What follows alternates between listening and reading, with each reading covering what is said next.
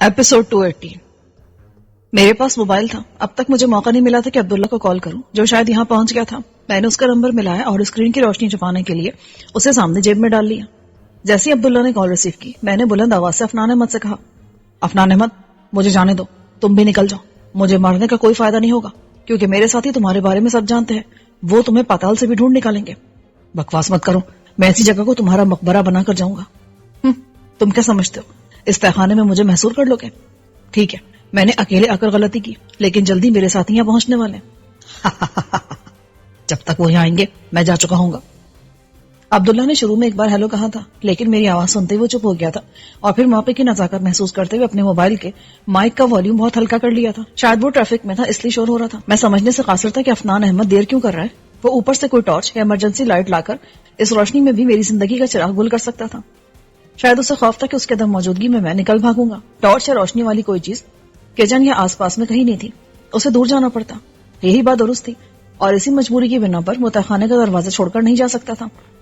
मगर इस दौरान वो खाली नहीं बैठा था। एक तो वो ऊपर से मेरी राइफल ले आया। ये काम इसने इतनी खामोशी से किया कि मैं उसके जाने और आने की आहट ही न सुन सका। फिर उसने दूसरा काम ये किया कि अपनी कमीज उतारकर उसका गोला बनाया और फिर उसे लाइटर से आग दिखा दी। जब गोला अच्छी तरह जलने लगा तो उसने उसे तहखाने के फर्श की तरफ उछाल दिया। वो आखिरी सीढ़ी पर गिरा और लुढ़क कर बिल्कुल मेरे सामने आ गया। मैंने उजलत में एक जूते से जलते कपड़े को अपनी तरफ खींच लिया और फिर बाल बाल बच गया। अफनान अहमद ने ऊपर से ब्रस्ट मारा था। गोलियां मेरे हाथ के आसपास से गुजर गईं। मैंने बेसाख्ता हाथ पीछे खींचा और फौरन ही जूता घुमाकर ऊपर दे मारा। वो अजियत भरी आवाज में चिल्लाया। मुझे एक बार फिर गहरी मुसरत हुई। ये जूता भी निशाने पर लगा था और मेरे जूते की निस्बत ज्यादा सख्त था, इसलिए चोट भी ज्यादा आई होगी। अफनान ने दूसरा ब्रस्ट मारा, लेकिन मैं आड़ में था। कपड़ा जल रहा था और उसकी महदूद रोशनी में भी तहखाना नुमाया हो रहा था। अगर मैं सामने आने की कोशिश करता तो वो आराम से मुझे निशाना बना लेता। अफनान की कमीज पूरी तरह जलकर बुझने वाली थी और वो बुझ जाती तो शायद उसे अपनी पतलून भी जलानी पड़ती। मगर उसके लिए कोई मसला न था। यहाँ उसके पास कपड़ों की कमी नहीं थी। उसने बिला तकल्लुफ अपनी पतलून भी जलाकर नीचे फेंक दी। अब तहखाना ज्यादा रोशन हो रहा था। मैं आहिस्तगी से बेआवाज हरकत करता हुआ ऐन सीढ़ियों के ऊपर वाली जगह पर आया। मैं साकित बैठा और कान लगाया हुआ था। अगर अफनान सीढ़ियां उतर रहा था तो वो बिल्कुल दबे कदमों था। जरा से गौर करने के बाद मैंने एक लाइन ऑफ एक्शन तैयार किया और खुद को इस पोजीशन में ले आया जो अमल के लिए बेहतरीन थी। अब मुझे इंतजार था कि अफनान नीचे आए। मैं आसानी से हथियार डालने वालों में से नहीं था। पतलून अब धड़ाधड़ जल रही थी और तहखाने में रोशनी तेज हो गई थी। बिल्कुल आखिरी लम्हे में मुझे पता चला कि वो नीचे तक आ गया है। वो अचानक आकर दाएं तरफ घूमा और हल्का ब्रस्ट मारा। उसके ख्याल में मैं यहाँ छुपा हुआ था और वो यकीनन सरप्राइज हुआ होगा जब उसने आड़ को खाली पाया। फिर वो दूसरी तरफ घूम रहा था कि मैं गैर मुतवक्को तौर पर ऊपर से नाज़िल हुआ। वो छज्जे के नीचे था, इसलिए मैं उस पर कूद नहीं सकता था। इसलिए मैंने दोनों पांव हवा में उछाले। मेरे दोनों हाथ छज्जे के किनारों पर जमे थे और मैं यूं नीचे आया जैसे जिम्नास्टर रस्सी से घूमते हुए नीचे आता है, एक कौस की सूरत में। मेरे पांव और फिर पूरा जिस्म अफनान से टकराया और वो मेरे और दीवार के दरमियान पिस गया। इस तसादुम ने उसके होश उड़ा दिए। राइफल उसके हाथ से छूट गई। मैं नीचे गिरा तो मेरा सर फर्श से टकराया और मुझे चक्कर आ गया। जिस वक्त मैं अपने हवास बहाल रखने की कोशिश कर रहा था, अफनान भी खुद को संभाल रहा था और उसके हाथ राइफल तलाश करे थे। वो सचमुच अंडरवियर में था। इसी वजह से वो पिस्तौल छोड़कर आने पर मजबूर हुआ था, वरना वो पिस्तौल लिबास में रख लेता। जैसे उसने राइफल उठाई, मैंने लात चलाई और राइफल उसके हाथ से निकलकर दीवार से टकरा गई। उसके हाथ पर चोट भी आई। उसने चिल्लाकर गाली दी। अपनी गालियों से वो निहायत थर्ड क्लास आदमी लग रहा था। उसने मुझे जवाबी लात मारने की कोशिश की, लेकिन इस मामले में वो अनाड़ी था। उसका पांव बेतुकेपन से मुझे लगा और मेरे हवास बहाल हो गए। इसलिए मैंने उसे बताया कि जूते के बाद लात कैसे मारते हैं। चंद ठोकरे खाने के बाद उसने हथियार डाल दी और चिल्लाने लगा, मुझे मत मारो। पतलून की आग भी बुझ रही थी। मैंने एक हाथ से राइफल और दूसरे हाथ से अफनान के सफेद बाल पकड़े और उसे खींचकर तहखाने से बाहर लाने लगा। वो तकलीफ से चिल्ला रहा था, लेकिन मैंने जरा रहम नहीं खाया। ऊपर लाकर मैंने उसे किचन के फर्श पर पटक दिया और वहां की लाइट चलाई। जेब से मोबाइल निकालकर अब्दुल्ला से कहा, कहाँ हो तुम? हालात मेरे काबू में है। मैं बस पहुंच गया हूँ। गेट से अंदर आ जाओ, यहाँ एक बुरी खबर भी है। अशफाक के बारे में? हाँ, अगर वो वही है तो शायद वो जिंदा नहीं है। इस खबीस ने उसे मेरी नजरों के सामने गोली मार दी थी। खुदकार राइफल के सामने अफनान अहमद अपनी सारी चालाकी भूल गया। वो बिल्कुल कुत्ते की दुम की तरह सीधा पड़ा था। उसे सीधा करने वाली नलकी मेरे हाथ में थी। 2 मिनट बाद अब्दुल्ला वहां पहुंच गया। उसके साथ 2 आदमी और थे और 2 बाहर थे।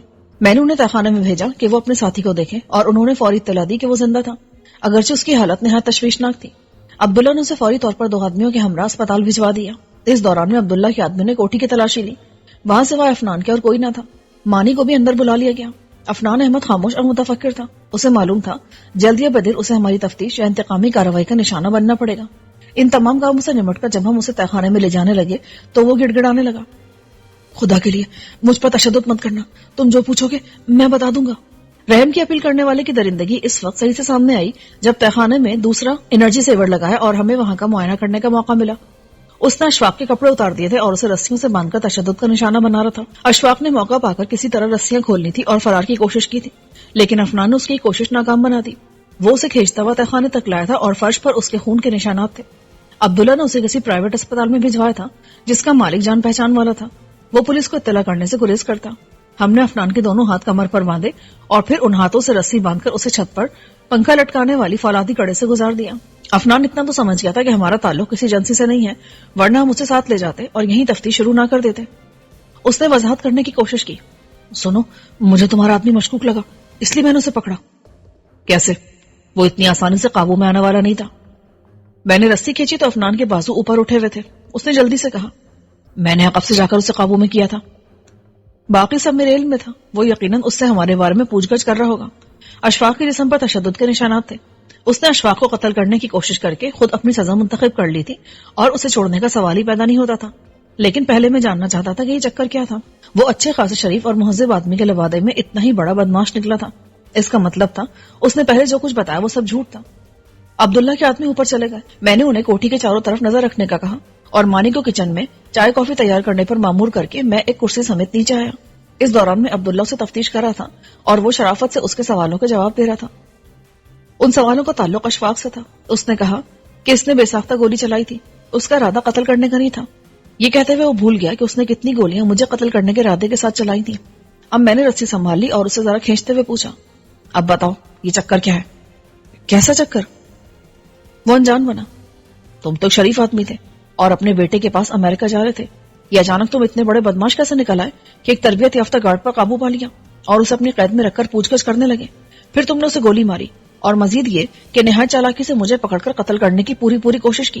ظاہر ہے یہ سارے کام کوئی عام آدمی نہیں کر سکتا، اس لیے تم اپنی اصلیت آسانی سے اگل دو، ورنہ ہم مشکل سے اگلوا لیں گے. عبداللہ نے کہا، پہلے تو اس کوٹھی کو کرائے پر دینے کی وجہ بتاؤ.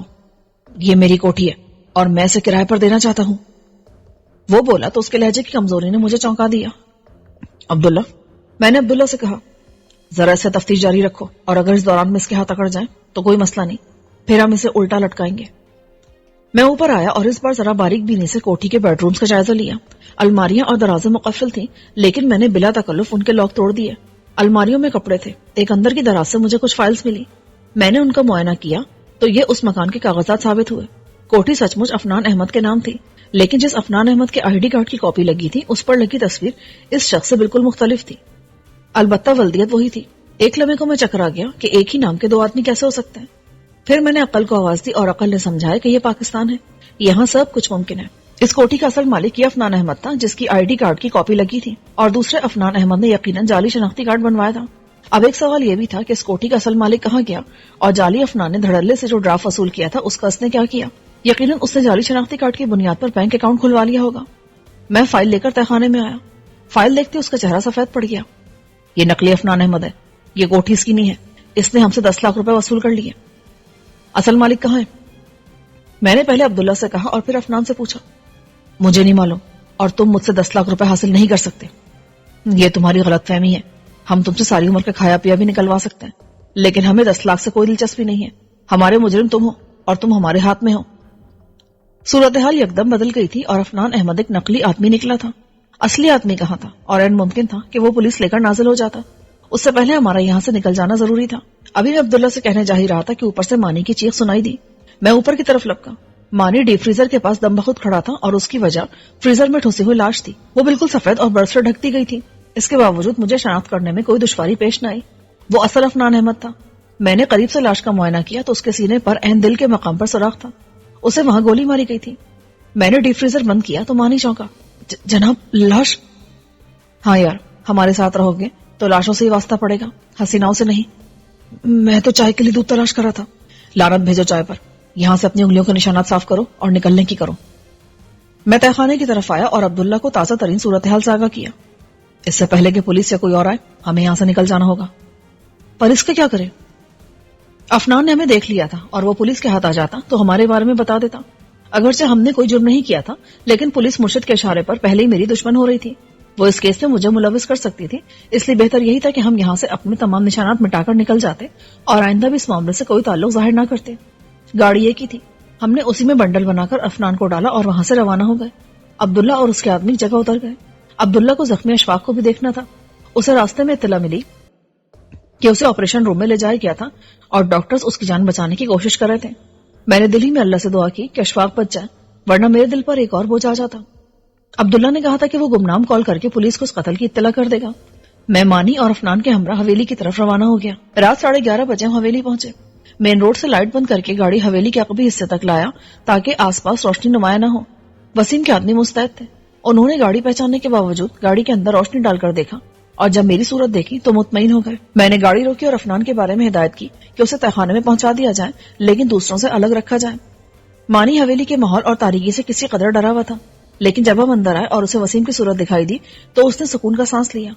اس نے جاتے وسیم سے شکایت کی، بس بھائی آج تو اللہ نے بچا لیا، ورنہ چوبی بھائی نے مروانے میں کوئی کسر نہیں چھوڑی تھی. وسیم اچانک مجھے ایک قیدی سمیت دیکھ کر حیران ہوا تھا، لیکن سوال جواب سے پہلے اس نے ہمارے لیے چائے منگوائی، ساتھ میں کلچے بھی تھے. مانی نے بھوک نہ ہونے کے باوجود ان سے پورا انصاف کیا.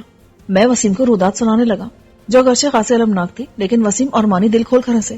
خاص طور سے جوتوں کو بطور ہتھیار استعمال کرنے کا آئیڈیا انہیں بہت پسند آیا. یہ شخص اسی قابل ہے، کیسے جوتوں سے مارا جائے؟ وسیم بولا، یہ سزائے موت کے قابل ہے. اس نے کم سے کم ایک شخص کو قتل کیا ہے، ایک پر اقدام میں قتل کیا اور ایک کو قتل کرنے کی پوری کوشش کی.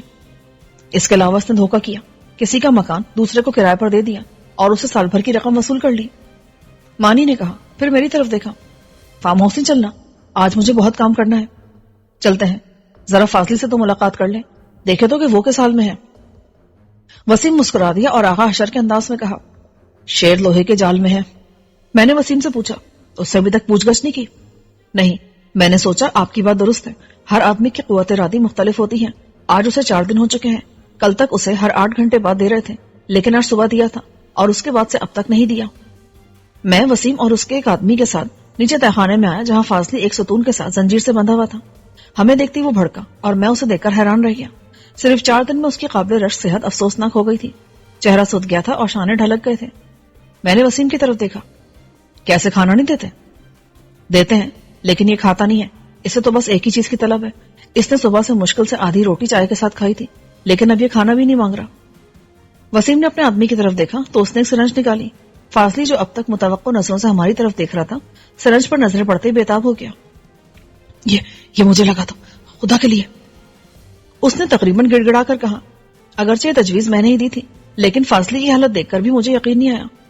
میں نے وسیم کی طرف دیکھا، کیا یہ واقعی اس کا عادی ہو گیا؟ جناب، ہیروئن بڑی ظالم چیز ہے. یہ مضبوط سے مضبوط آدمی کی قوت ارادی یوں فنا کرتی ہے کہ وہ اس نام کی چیز بھول جاتا ہے. میں نے اس تباکن چیز کو قریب سے دیکھا ہے. اللہ کا شکر ہے کہ میں اس کے دھندے میں نہیں پڑا.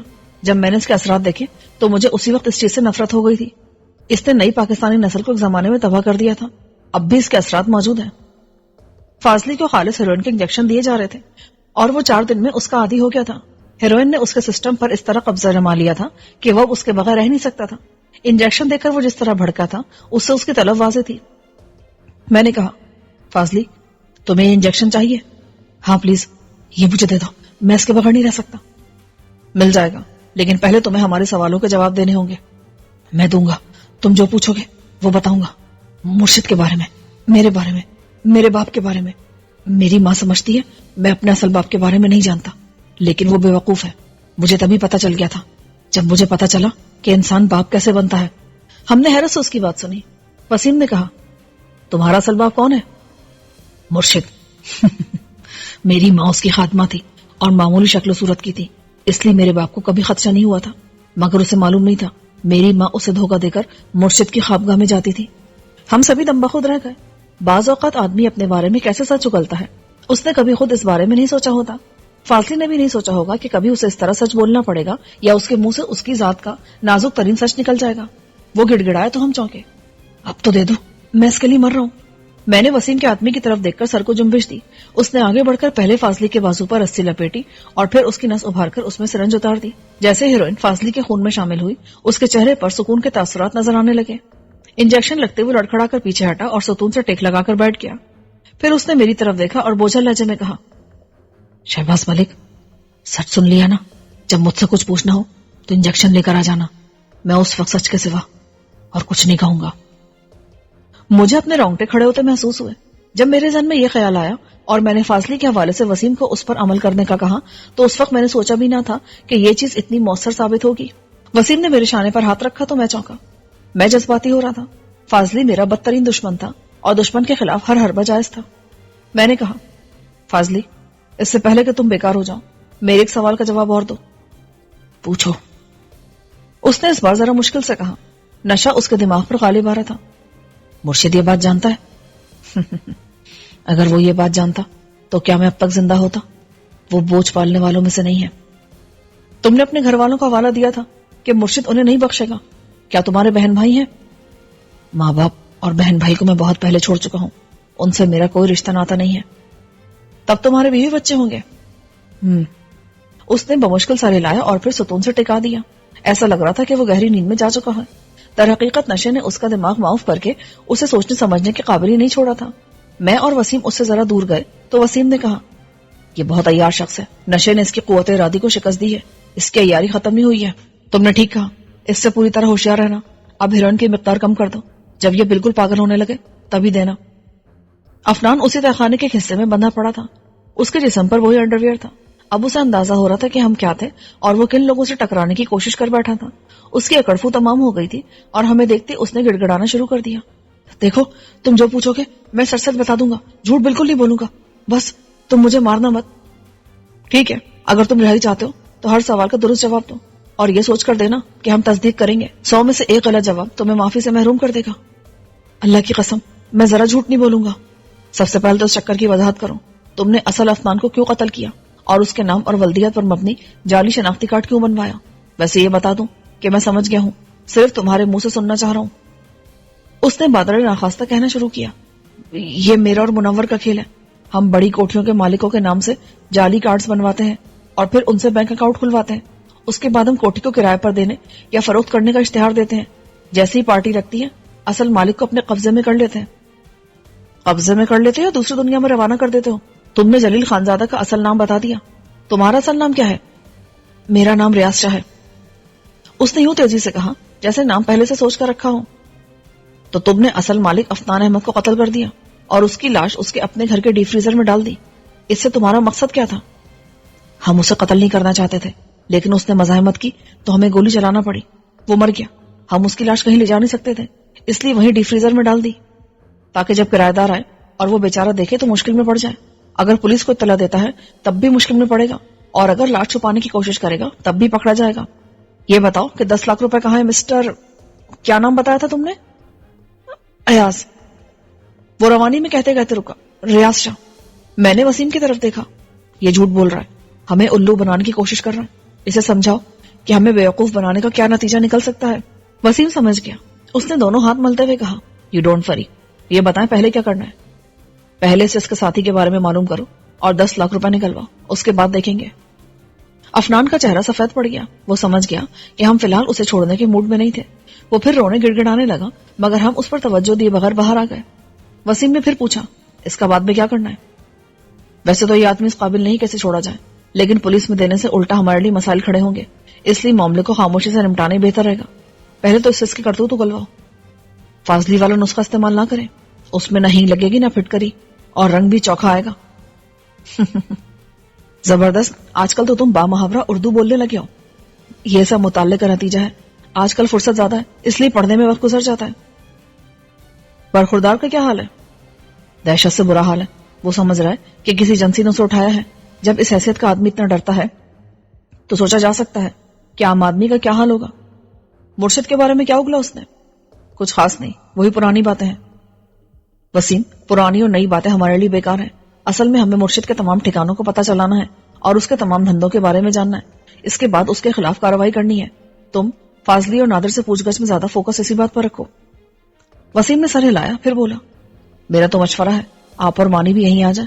फार्म हाउस साबिर की वजह से बेकार हो जाएगा और कोई ठिकाना नहीं है। वैसे भी इस मामले की वजह से खतरा पैदा हो गया है। उसके साथी के पास आपके आईडी कार्ड की कॉपी समेत किराएदारी का मुआहदा मौजूद है। अगर उसने वो सामने आए बगैर पुलिस के हवाले कर दिया तो आपके लिए मजीद मुश्किलात खड़ी हो जाएंगी। पुलिस नई केस बना देगी। ٹھیک کہہ رہے ہو یار تم.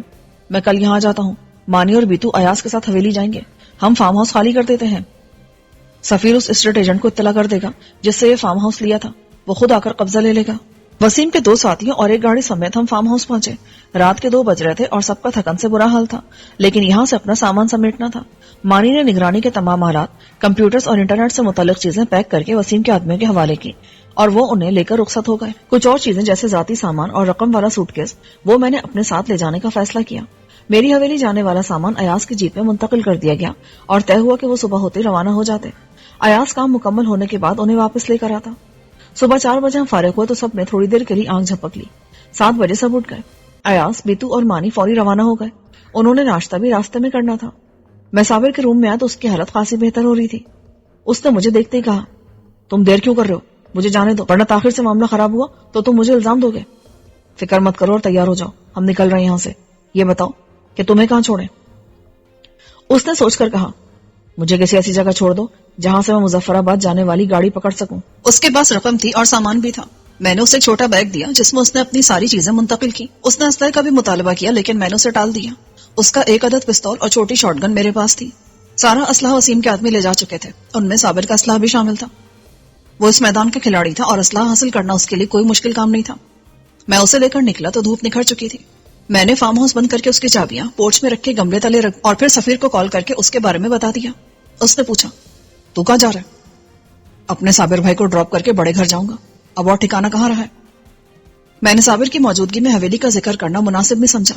تو خوش رہو، میں اسٹیٹ ایجنٹ کو مطلع کرتا ہوں، وہ خوش ہو جائے گا. پورے سال کا کرایہ وصول کر چکا تھا اور اب فارم ہاؤس دوبارہ مل جائے تو وہ مالکوں کو بتائے بغیر کسی اور کو دے کر باقی کرایہ اپنی جیب میں ڈال لے گا. ارے یار، ہماری بلا سے ہمارا کام تو نکل گیا نا. ویسے یہاں وقت اچھا گزرا تھا. ہاں ٹھیک ہے. میں نے موبائل بند کر دیا. صابر خاموشی سے میری بات سن رہا تھا. تم میری وجہ سے ٹھکانہ چھوڑ رہے ہو کہ میں نے اس جگہ کو دیکھ لیا؟ یہ احتیاط کا تقاضا ہے. آزاد ہونے کے بعد ہو سکتا ہے تمہاری نیت بدل جائے، لیکن زیادہ امکان اس بات کا ہے کہ تم مرشد کے ہتھے چڑھ جاؤ اور ہمارے بارے میں سب بک دو. لیکن اب اس سے کوئی فرق نہیں پڑے گا. تم شوق سے کسی کو بتاتے پھرو. ہم یہ جگہ خالی کر چکے ہیں، اب یہاں کوئی نہیں ملے گا. میں کسی کو نہیں بتاؤں گا اور اب مرشد کے کتے بھی مجھ سے کچھ نہیں اگلوا سکتے. ایسا مت کہو. آج کل تشدد کا فن سائنس کی صورت اختیار کر گیا ہے. مضبوط سے مضبوط آدمی بھی ٹوٹ جاتا ہے. مجھے فاضلی کا خیال آ گیا تھا. اب ایسے طریقے آ گئے ہیں کہ پوچھنے والے تمہیں انگلی بھی نہیں لگائیں گے اور تم فرور سب گلتے جاؤ گے. تم لوگ شازیہ کا خیال رکھو گے نا؟ اگر میں ناکام رہا تو سزا صرف مجھے دینا. صابر، ہم لوگ انسان ہیں اور عورت کا احترام کرنا جانتے ہیں. ہمارے پاس تو شہلا جیسی عورت بھی بالکل محفوظ رہی تھی. تم شازیہ کے بارے میں قطعی بے فکر رہو. اسے ہم نے صرف ضمانت کے طور پر رکھا ہے. اگر تم نے کوئی غلط حرکت نہ کی تو وہ قطعی محفوظ رہے گی، اور اگر تم نے ہمیں مجبور کیا تب بھی ہم خود کچھ نہیں کریں گے. اسے مرشد کے حوالے کر دیں گے اور تم اس کے ہاتھ سے اپنی سزا کو پہنچو گے. اس سے بہتر ہوگا تم اسے اپنے ہاتھ سے مار دو. کیا تم جانتے نہیں کہ مرشد اور اس کے آدمیوں کے لیے عورت کیا ہے؟ میں نے ڈرائیو کرتے کرتے اچانک یہ الٹا ہاتھ اس کے منہ پہ دے مارا. کیا یہ خیال تم اس وقت نہیں آتا جب تم شہلا کو اس کے حوالے کر رہے تھے؟ شہلا کی بات اور تھی، وہ پہلے ہی کون سی؟ بکواس مت کرو. وہ بہرحال عورت تھی. اس کے ساتھ جو ہوا اس کے اصل مجرم تم ہو، اور میں نے تمہیں صرف اس لیے رعایت دی کہ تم پہلے اپنے کیے کی ٹھیک ٹھاک سزا بھگت چکے ہو. میرا موڈ آف ہو گیا تھا. میں نے صابر کو ایک ایسی جگہ اتارا جہاں سے وہ مظفر آباد جانے والی بس یا کوئی دوسری گاڑی حاصل کر سکتا تھا. صابر، یاد رکھنا، آج کے دن سے تمہارے پاس 1 ماہ کی مہلت ہے. اگر تم اس دوران میں واپس نہ آئے یا تم نے رابطہ نہ کیا تو میں تم سے رابطہ کیسے کروں گا؟ میں نے سوچا اور ایک مشہور اخبار کا نام لیا. تم اس کے کلاسیفائڈ میں صرف اپنے نام اور رابطے کے نمبر کے ساتھ اشتہار دو. ہم تم سے خود رابطہ کر لیں گے. اشتہار تم کسی بھی دن دے سکتے ہو. ٹھیک ہے. میں نے گاڑی آگے بڑھا دی. یہ سفیر کے سفاری تھی لیکن اس کی نمبر پلیٹ بدلی ہوئی تھی، اس لیے اگر صابر نے نمبر نوٹ کر لیا تھا تو اس سے کوئی فرق نہیں پڑتا تھا. پھر میں نے ناشتے کی نیت سے راولپنڈی کے ایک مشہور ہوٹل کے سامنے گاڑی روکی اور ایک کونے کی میز سنبھال کر عبداللہ سے رابطہ کیا. اشفاق کیسے؟ آپریشن کامیاب رہا ہے لیکن ڈاکٹرز نے 24 گھنٹے اہم قرار دیے ہیں. اگر رات 12 بجے تک زندہ رہا تو پھر چاند زیادہ ہو جائے گا. اللہ خیر کرے. اس کے گھر والوں کو اطلاع دی ہے؟ ہاں، وہ میرپور کا رہنے والا ہے. اس کے بھائی آ گئے ہیں، شادی شدہ ہے اور 2 سال کا ایک بیٹا بھی ہے. مجھے ایک بار پھر دکھ محسوس ہوا. مانی، بیتو اور ایاز میری حویلی کی طرف گئے ہیں. میں نے اسے بتایا، یہ آپ نے اچھا کیا کہ وہاں کی ای سیکیورٹی میں اضافہ کر رہے ہیں. اب وہ جگہ زیادہ محفوظ ہو جائے گی تو ہم خواتین کو منتقل کرنے کے پروگرام پر دوبارہ عمل کریں گے. ہیلی کریش کا معاملہ نمٹ گیا؟ ہاں، ایئر کلب کے مالکان اثر والے ہیں. انہوں نے اصل بات دبا دی اور کریش کی وجہ فنی خرابی بیان کی تھی. اور وہاں جو 2 بے گناہ سیکیورٹی گارڈ مارے گئے وہ اس واقعے کو الگ سے ظاہر کیا گیا ہے اور ملبہ نامعلوم افراد کے سر ڈال دیا گیا ہے. سمجھ لے کہ معاملہ ختم کر دیا گیا ہے. گن میں اٹھوا چکا تھا، اس لیے کوئی ثبوت بھی باقی نہیں رہا. فاضلی کے بارے میں پتہ چل گیا ہوگا، اس کی ساری اکڑفو ختم ہو گئی ہے اور وہ سب بتانے کے لیے تیار ہے. ہاں، لیکن اب آپ کے لیے خطرات بڑھ گئے ہیں. پولیس میں موجود میرے ایک واقف کارڈ نے بتایا ہے کہ پولیس پر پریشر آ رہا ہے، وہ بہر صورت آپ کو گرفتار کرے، اور اس کے لیے ڈی آئی جی کے حکم سے ایک خصوصی ٹیم بھی تشکیل دی جا رہی ہے جس میں اکرم چشتی جیسے کرپٹ لوگ بھی شامل ہیں. آپ کو پتا ہے اسے ڈی ایس پی بنا دیا گیا ہے. میں حیران ہوا، وہ تو شاید ایس آئی تھا. جی، یہ ترقی اسے مرشد کی وجہ سے ملی ہے. اس نے جعلی تعلیمی سرٹیفکیٹس بنوائے جن کی بنیاد پر اسے ترقی ملی ہے، اور اب وہ پہلے سے زیادہ خطرناک ہو جائے گا. اسے بھی دیکھ لیں گے یار، جب مرشد اور فتح خان جیسے بڑے خطروں سے نمٹتے آئے ہیں. میں نے لاپرواہی سے کہا، اور پھر عبداللہ کو صابر کے بارے میں بتا دیا. اس کے پاس 1 مہینے کی مہلت ہے. تم اپنے کسی آدمی کی ڈیوٹی لگا دو، اس اخبار کا کلاسیفائڈ روز چیک کرے. یہ اخبار آتا ہے، میں خود چیک کر لوں گا. آپ کہاں ہیں؟ فی الحال تو ناشتہ کر رہا ہوں، مجھے حویلی جانا ہے، لیکن سوچ رہا ہوں ایک چکر کوٹھی کا بھی لگا لوں. وہ خوش ہو گیا. میں بھی آپ سے یہی کہنے والا تھا. آپ بہت عرصے سے یہاں نہیں آئے ہیں. اگر آپ تیار ہیں تو میں گاڑی بھیج دیتا ہوں. اس کے شیشے سے یہاں ہیں، آپ اس میں آئیں گے تو کسی کو پتہ نہیں چلے گا. ٹھیک ہے. اسی ہوٹل سے کچھ دور ایک مشہور حلوہ پوری والا ہے، تم اس کے پاس گاڑی بھیج دو. ڈرائیور سے کہو دروازہ ان لاک چھوڑ دیں اور خود حلوہ پوری لینے چلا جائے. میں موقع دیکھ کر گاڑی میں بیٹھ جاؤں گا. اوکے، ابھی بھیجتا ہوں. اس دوران میں ناشتہ آ گیا اور میں ناشتہ کرنے میں لگ گیا. جب تک میں ناشتے سے فارغ ہوا، عبداللہ کی کال آ گئی. ڈرائیور پہنچنے والا ہے، سیارنگی ہیلکس ہے، نمبر. ٹھیک ہے، میں آ رہا ہوں. اپنی سفاری میں نے ہوٹل کے باہر ہی چھوڑ دی تھی. اسے یہاں کوئی نہیں چھوڑتا، اور خود پیدل حلوہ پوری کی دکان کی طرف روانہ ہو گیا. گاڑی دکان سے ذرا دور کھڑی تھی اور اس کے آس پاس بھی متعدد گاڑیاں تھیں. اگر کوئی ان لوگوں کا تعاقب کرتا ہوا آیا تھا تو اس رش میں اس کا پتہ چلانا ناممکن تھا. بہرحال میں اللہ کا نام لے کر دیوار والی طرف سے گاڑی کے پچھلے حصے میں گھس گیا. وہاں عبداللہ کا ایک آدمی پہلے سے موجود تھا. اگلی اور پچھلی سیٹوں کے درمیان نیم شفاف پلاسٹک نما ربر جیسی چادر موجود تھی. اس کے ہوتے ہوئے کوئی ونڈ اسکرین سے اندر نہیں دیکھ سکتا تھا، جبکہ آگے پیچھے کے شیشے ایسے تھے کہ باہر سے اندر کچھ نظر نہیں آتا تھا. عبداللہ کے آدمی نے مجھ سے ہاتھ ملایا. بس ہم 1 منٹ میں روانہ ہو جاتے ہیں. ڈرائیور کہاں ہے؟ حلوہ پوری کی دکان پر گیا ہے، لیکن وہ حلوہ پوری لے گا نہیں، ابھی واپس آ جائے گا. دکان کے سامنے کوئی 100 افراد موجود تھے، اور اگر ڈرائیور حلوہ پوری کے چکر میں پڑتا تو اس کا نمبر 1-1.5 گھنٹے سے پہلے نہیں آتا. وہ چند منٹ بعد ہی مایوسانہ انداز میں واپس آ گیا. اس نے انجن اسٹارٹ کیا اور گاڑی نکالنے لگا، لیکن وہاں خاصا ہجوم تھا. اسے دشواری پیش آ رہی تھی، لیکن کسی نہ کسی طرح اس نے ہیلکس نکال لی. رش سے نکلتے اس نے گاڑی کو ویران سڑکوں پر گھمانا شروع کر دیا. وہ تعاقب کا اندازہ لگانے کی کوشش کر رہا تھا، لیکن جب کوئی گاڑی پیچھے آتی دکھائی نہیں دی تو اس نے کوٹھی کا رخ کیا. آدھے گھنٹے بعد ہم کوٹھی پر تھے. میں نے خاصے عرصے بعد کوٹھی دیکھی تھی. اس کی صورت خاصی بدل گئی تھی. سب سے پہلے تو اس کی 4 دیواری 12 فٹ اونچی ہو گئی تھی. اس پر مزید 3 فٹ تک خاردار تاروں کی ایسی باڑ تھی جس سے ٹینس کی گیند بھی گزر کر اندر نہیں آ سکتی تھی. مین گیٹ بھی بدل گیا تھا اور اب پہلے سے کہیں زیادہ موٹی چادر کا بھاری بھرکم گیٹ تھا جو رولر پر پھسل کر کھلتا تھا، ورنہ صرف قبضے اس کا بوجھ نہیں اٹھا سکتے تھے. ایک چیک پوسٹ جیسی جگہ کوٹھی کے اوپری حصے میں بھی بنا دی گئی تھی جہاں سے نگران چاروں طرف نظر رکھ سکتے تھے، اور یہی کیمرے بھی لگے تھے جن سے دور تک کا منظر صاف دکھائی دیتا تھا. مجھے مین گیٹ کے ساتھ ہی ایک عجیب سی مشین دکھائی دی. میرے ساتھ بیٹھے آدمی نے کہا، یہ بارود کی نشاندہی کرتی ہے. اگر کوٹھی کے سامنے سے کوئی ایسی گاڑی گزرے جس میں بارود ہو تو یہ الارم بجاتی ہے. گاڑی پورچ میں رکی جو اوپر سے فائبر کی چھت سے کورڈ تھا. ظاہر ہے آس پاس کی بلند عمارتوں سے بھی اس کے نیچے دیکھنا ممکن نہیں تھا. یہ انتظام یقیناً اسی لیے کیا گیا تھا. میں گاڑی سے نکلا تو عبداللہ کو موجود پایا. وہ مجھے اندر لے گیا. آپ کو اتنے عرصے بعد یہاں دیکھ کر خوشی ہو رہی ہے؟ اور مجھے یہ دیکھ کر خوشی ہو رہی ہے کہ تم نے کوٹھی کے حفاظتی انتظامات مزید بہتر کر لیے ہیں. جی، میں ان دنوں اسی کام میں لگا رہا ہوں. یہ ہمارا مرکز ہے اور ہم اسے چھوڑ نہیں سکتے، اس لیے اسے زیادہ سے زیادہ محفوظ بنا رہے ہیں. بلکہ کچھ دن بعد ہم گلی کے دونوں سروں پر بیریئر لگا کر اسے بند کر دیں گے. میری محلے والوں سے بات ہوئی ہے، ہم سیکیورٹی گارڈز رکھیں گے اور اس کے اخراجات سب شیئر کر لیں گے. اس کے بعد گلی میں کوئی غیر متعلق فرد نہیں گھس سکے گا اور نہ ہی گاڑیاں آ سکیں گی. لیکن عقبی گلی تو موجود ہے. یہی کام وہاں بھی کیا جائے گا. گلی کو عام لوگوں کی آمد و رفت کے لیے بند کر دیا جائے گا. عبداللہ کا آئیڈیا اچھا تھا، لیکن مجھے اچھا نہیں لگا. اس میں راستے بند ہو رہے تھے اور راستے بند کرنا کسی صورت درست نہیں ہوتا. بہرحال یہ گلی بند ہونے سے راستے بالکل بند نہیں ہوتے. گزرنے والے اگلی یا پچھلی گلی سے گزر سکتے تھے، لیکن اگلی پچھلی گلی والوں کو بھی یہ خیال آ جاتا تو ظاہر ہے لوگوں کے لیے راستے بالکل بند ہو جاتے اور انہیں بہت لمبا متبادل راستہ اختیار کرنا پڑتا. میں نے خیال آ رہی سے گریز کرتے ہوئے سفیر، مونا اور سعدیہ کے بارے میں پوچھا. عبداللہ بولا، میرا خیال ہے وہ سو رہے ہیں، کل دیر تک جاگتے رہے تھے. میں نے سفیر کے دروازے پر نوک کیا. کئی بار دستک دینے کے جواب میں وہ بھنائے ہوئے دروازے تک آیا. کون ہے صبح صبح؟ ابے باہر نکل جورو کے غلام. ابے تو؟ سفیر باہر نکل کر مجھ سے لپٹ گیا. تو کیسے نازل ہو گیا؟ میں نے صبح کال کی تھی جب تو جاگ رہا تھا. اسی وقت تو سویا تھا. کل رات دیر تک گپ شپ کرتے رہے. مونا ڈھیلے ڈھالے لباس میں جوڑا باندھتی نمودار ہوئی. پہلے وہ جھجکی جیسے اس کی سمجھ نہیں آ رہا ہو کہ میرے ساتھ اپنا دکھ کس طرح شیئر کرے. اسے شرم بھی آ رہی تھی. پھر وہ میرے شانے سے چمٹ کر رونے لگی. میں نے اس کا سر تھپتھپایا. بس اب رونے کی ضرورت نہیں ہے. یہ سب اللہ کے کام ہے. اپنی حکمت وہی جانتا ہے. سوچو اگر تم میں سے کسی کو کچھ ہو جاتا تو. اس نے خود پر قابو پا لیا. کچھ دیر بعد ہم مونا کے کمرے میں بیٹھے تھے. عبداللہ نے کچن کے لیے کل وقتی باورچی رکھ لیا تھا. وہ تینوں وقت کا کھانا بناتا تھا اور یہاں موجود تمام افراد کے لیے بناتا تھا. اس طرح انہیں باہر سے کچھ منگوانا نہیں پڑتا تھا.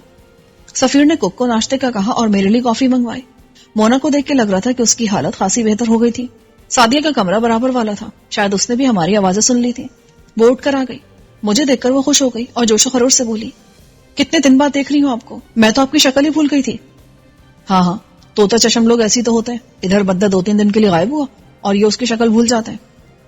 سفیر نے تائید کی. آپ تو مت ہی بولے. 3 دن سے آپ نے میرا دماغ خراب کر رکھا ہے. ٹھیک کہا تم نے. اصل میں یہ فارغ ہے نا, اس لیے دوسروں کا دماغ خراب کرتا ہے. میں نے سعدیہ کی تائید کی. اس سے پہلے کہ ان کا جھگڑا بڑھتا, باورچی کی آمد پر وہ ختم ہو گیا. باورچی دیکھنے میں تازہ کسی پردادن خان سے نوارد لگتا تھا, لیکن اس کے جانے کے بعد مونا نے تصدیق کی کہ وہ اپنے کام کا ماہر تھا. قدیم مغلئی و منگول کھانوں سے لے کر جدید ترین چینی اور اٹالین کھانے تک مہارت سے بناتا تھا. پھر مقدار میں بناتا تب بھی ذائقے میں کوئی فرق نہیں آتا تھا. وہ کافی لے کر آیا تھا. کافی بہت اچھی بنائی ہوئی. میں نے ان لوگوں کو اپنی 3-4 دن کی رودات سنائی. عفنان احمد کے بارے میں جان کر سعدیہ نے کہا, سمجھ میں نہیں آتا یہ سارے خاص قسم کے لوگ ہماری قسمت میں کیوں لکھ دیے گئے ہیں. غلطی سے بھی کوئی عام آدمی نہیں ٹکراتا. یہ تو میری بھی سمجھ نہیں آتا. اب ضروری تھا کہ درجنوں اشتہارات میں سے میں جس کوٹھی کا انتخاب کرتا وہاں پہلے سے ڈرامہ تیار ہوتا. اس کا اصل مالک قتل کیا جا چکا تھا اور اس کی لاش اس کے اپنے ڈیپ فریزر میں پڑی تھی. بہرحال وہ فراڈی اب ہمارے قبضے میں ہے. اسے ہمارے 10 لاکھ کے ساتھ پہلے کا کھایا پیا بھی اگلنا پڑے گا. ویسے دھندا اچھا ہے, سفیر نے کہا. جس غلط آدمی کو پکڑو اس سے اس کی ساری جمع پونجی ہتھیا لو. سزا کی سزا اور ہمارا خرچ بھی نکلتا رہے گا, جیسے مرشد کے ساتھ کیا ہے. سعدیہ نے کہا, نہیں, ہم نے جان بوجھ کر یہ حرکت کبھی نہیں کی. ہم چور نہیں ہیں اور نہ ہی ڈاکو ہیں جو دوسروں کے مال پر نظر رکھیں. یہ تو اتفاق تھا کہ کالی کوٹھی میں رقم سے بھرا سوٹ کیس مل گیا. وسیم اسے نہ لاتا تو وہیں جل کر خاک ہو جاتا وہ, اور کسی کے کام نہ آتا. ناشتہ آیا تو سب ناشتہ کرنے لگے. مونا اور سعدیہ کے اصرار پر مجھے ان کا ساتھ دینا پڑا. ناشتہ جاری تھا کہ سعدیہ کو وسیم کی کال آئی. اس نے بتایا کہ میں یہاں آیا ہوں. دوسری طرف کی سن کر اس نے موبائل میری طرف بڑھا دیا. لے, وہ آپ سے بات کرنا چاہتے ہیں. شہباز صاحب, یہ غیاث الدین تو نہایت بودا نکلا. میری مراد جعلی عفنان احمد سے ہے. رات میں اس نے منور کے بارے میں بتا دیا. ہم اسے پکڑ لائے ہیں اور 10 لاکھ روپے معصود کے وصول کر لیے ہیں. سود کتنا ہے؟ یہی کو 40 لاکھ. اب ان کا کرنا کیا ہے؟ چھوڑ دیں کیا؟ اتنی جلدی نہیں ہے. کچھ دن اور ان کی میزبانی کرو. لیکن ایک کام تو کرنا ہے. یہ اپنے چہروں سے دوسروں کو دھوکہ دیتے ہیں. ان کے چہرے ان کے اعمال کے مطابق کر دو تاکہ آئندہ کسی کو دھوکہ نہ دے سکیں. ہاں, کم سے کم اتنی سزا تو ملنی چاہیے. عبداللہ کے آدمی کی حالت بہتر ہو رہی ہے. ہاں یار, اللہ کرے وہ بچ جائے. بال بچے والا آدمی ہے. جی, میری کچھ دیر پہلے اس کے بھائی سے بات ہوئی ہے. اس کی حالت میں بہتری آئی ہے. اب ڈاکٹر زیادہ پر امید ہے. اسے میں نے ہی عبداللہ کے پاس بھیجا تھا. میں یہاں سے نمٹ کر تمہارے پاس آ رہا ہوں.